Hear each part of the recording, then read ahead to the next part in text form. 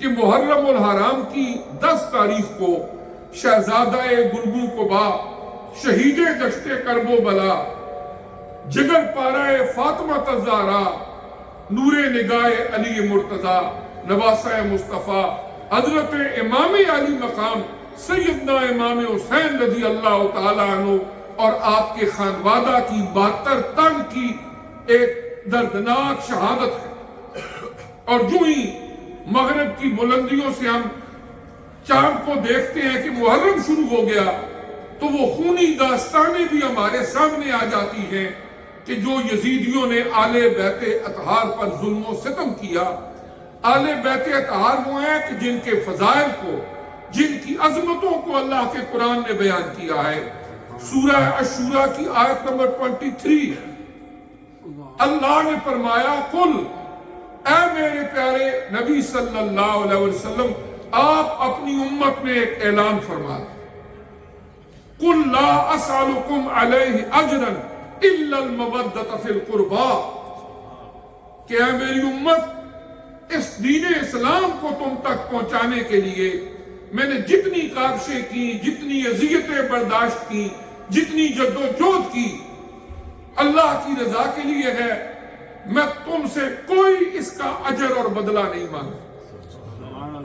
الا المودۃ فی القربى۔ ہاں ایک بات ضرور ہے کہ میرے بعد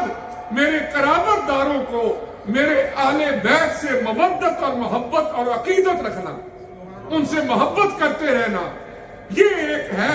جو اجر تم سے لینا ہے، بدلہ تم سے لینا ہے اس کا، اس کے علاوہ کوئی بدلہ مجھے تم سے نہیں چاہیے۔ پھر سورہ الاحزاب کی آیت نمبر 33 ہے، اس میں اللہ پاک نے فرمایا انما یرید اللہ لیذھب عنکم الرجس اہل البیت ویطہرکم تطہیرا۔ فرمایا اے اہل بیت، اللہ تعالیٰ یہ ارادہ فرماتے ہیں کہ تم سے ہر طرح کے رجس کو، ناپاکی کو دور کر دے، وَيُطَهِّرَكُمْ تَطْهِيرًا، اور اللہ پاک کی چاہتے ہیں کہ وہ تمہیں ہر طرح سے پاک اور صاف کر دے۔ یہ آیت کریمہ 33 نمبر سورہ الاحزاب کی ہے، اور 32 نمبر آیت کے اندر حضور علیہ السلام کی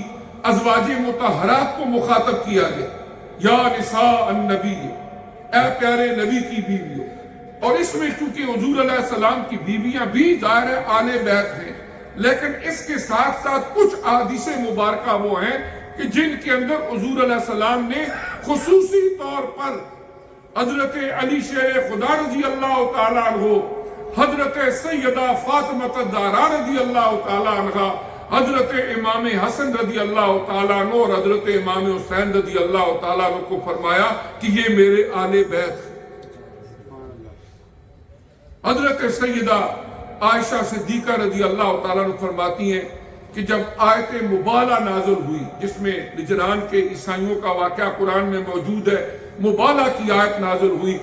کہ مبالہ کا مطلب یہ ہوتا ہے کہ تم بھی دعا کرو کہ جو حق پر ہو اللہ اس کو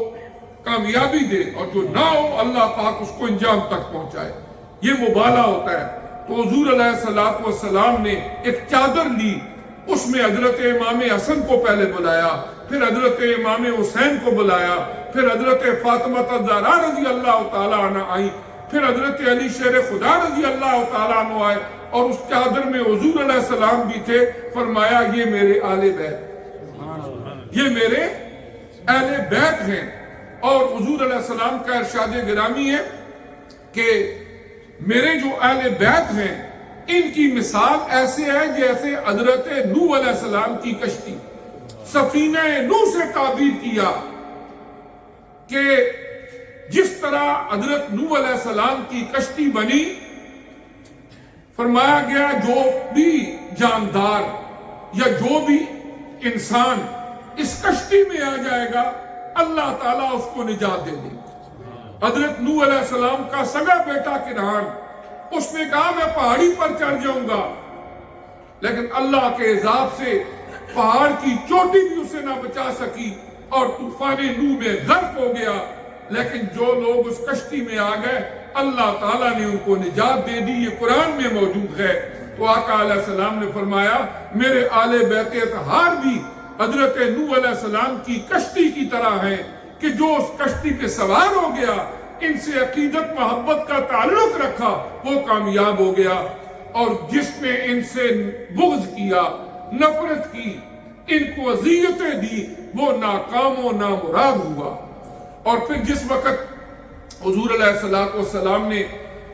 حجۃ الوداع کے موقع کے اوپر غدیر خم کا موقع پر خطبہ دیا تھا، پچھلے جمعوں کے اوپر ہم نے بالتفصیل اس کا ذکر بھی کیا تھا، تو وہاں پر اس خطبے کا ایک حصہ یہ ہے کہ آقا علیہ السلام نے فرمایا، اے میری امت، میں تم میں دو چیزیں چھوڑ کے جا رہا ہوں، ایک اللہ کا قرآن ہے اور میری اطاعت ہے، ان کا تم نے خیال رکھنا ہے، ان سے تعلق مضبوط قائم رکھنا ہے، اور تم کامیاب و کامران ہوگے۔ اس طرح یہ محرم الحرام کا بابرکت مہینہ شروع ہوا، آج اس کی پہلی تاریخ ہے، اور حضرت عمر فاروق رضی اللہ تعالیٰ عنہ کا یوم شہادت بھی ہے، اور شہدائے کربلا،